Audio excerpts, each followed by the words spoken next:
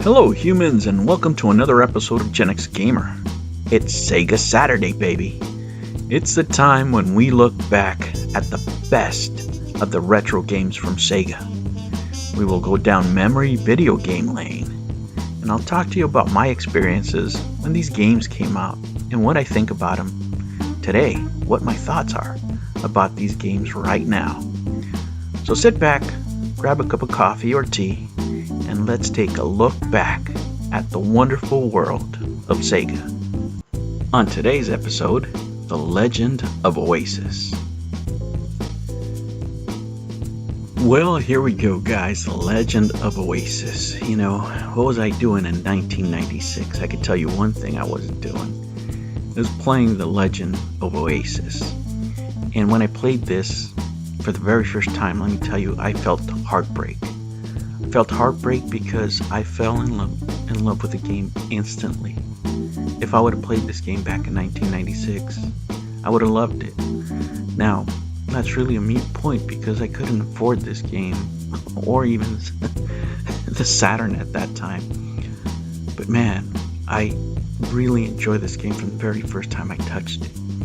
Now, the first thing that I saw when I was looking up this game was a review that I didn't agree with at all, so then I thought, what was the reception of this game back in the day? What were people thinking about this game as they were playing it? I looked up the reception on Wikipedia, and they have a couple of excerpts here from reviews from the time, so I'll read you that really quick. I'm not a big fan of reading stuff, but I think this is poignant even today because too many people rely on other people's opinions to buy a game or not to buy a game. And I couldn't disagree with these things more, some of the things that are said in these reviews more. For example, in EGM, Dan Su said that his chief complaint was that the puzzles were too difficult. And GameSpot, which is the one that I saw, they give it a 6.4 out of 10, which is incredibly unfair. Jeff Gressman said that the game is enjoyable but not original enough compared to its predecessor, Beyond Oasis, to justify the appearance on it on the Saturn platform. GamePro, yes, my beloved GamePro, Scary Larry's, remarked that though somewhat juvenile, this smooth-moving and colorful RPG is engaging and enjoyable. I would agree with that. It is engaging. It is enjoyable. And man, I'm telling you, I really felt sad when I played it because I knew if I had played it back then, I would have had a great time with this game. Let me tell you, I like action RPGs. As a matter of fact, it's my favorite genre. And when I look at these games, I don't look at them through the eyes of today. I look at them, almost in a historical sense, because I can see where we came from and where we're at now. And I can see that you can enjoy a game, and it doesn't have to be just about the graphics or the technology in it. It could be about good storytelling. It could be about good mechanics. It could be about combat. Is this the greatest combat game? No, of course not, but I found the mechanics to be simple enough for me to learn. And I don't enjoy, let me tell you guys, I don't enjoy particularly RPGs that have long learning curves where you have 70 different menus and you have to pick this item and that item and some other item to craft stuff. I'm not really a big fan of that. And this game doesn't have that. I pretty much flowed into it. I started playing and it was pretty self-explanatory. Now, I also measure it by the technology of that day, right? This is a platformer. It has some 3D elements to it, and it's a little bit hard sometimes to gauge the height, for example. But I think that's part of the charm. I really do. I don't like things that are, way too simple. And like I said, I admire it for the time. I admire it because of the technology of back then. It's not the technology we have now, right? And even with less, and the one thing that is missing here a lot in our games today is with less, they made more. They made lemonade with lemons, like the old saying says.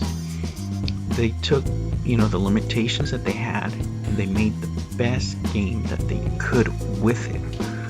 And, these games here show how important storytelling is, how important identifying with a character is, regardless of graphics, regardless of other things in the technical realm, right?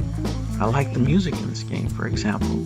It's pretty cool, and it's a very simple game, but for me, it's a great RPG, and I can tell you, I can't wait to play it again. I've enjoyed rediscovering this game, I've enjoyed looking at the graphics and just seeing it again, man. And like I said, it made me sad. It made me sad because, man, the time I could have had, if I could have had the game back then, right? But it's never looked good. It's never good to look back, and it's always great to look into the future. And I'm really, really glad that I get to enjoy the game now. I really am. And I'm so happy that I can get a copy for my Saturn. So, you know what? I'm going to enjoy it. If you like this kind of game, if you want to admire it, maybe you just want to give it a little taste, it's out there. This is, if you have an action replay, which I do, you can burn yourself a copy, give it a whirl, see if it's something you would enjoy. I think most fan of action RPGs will, if anything, look back as nostalgia at this title and look at what they were trying to do sometimes and how many things they got right along the way. And that's the best part of this game, man. It's just that it's simple, enjoyable, you pick up and play, and you have a great time. Alright guys, those are my thoughts of The Legend of Oasis. For me, it's at least a 7 out of 10. Alright guys, remember, never ever be afraid to be happy. Thank you for joining me on SEGA Saturdays, and I'll keep bringing content. And I hate saying content because it's really just games. It's just me talking about games.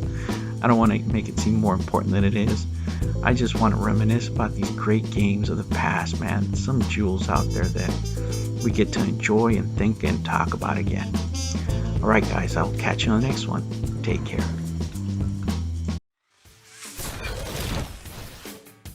Thank you for joining me on another episode of the Gen X Gamer. Remember to like and subscribe, click the notification bell, and remember, never be afraid to be happy. We'll catch you on the next one. Take care.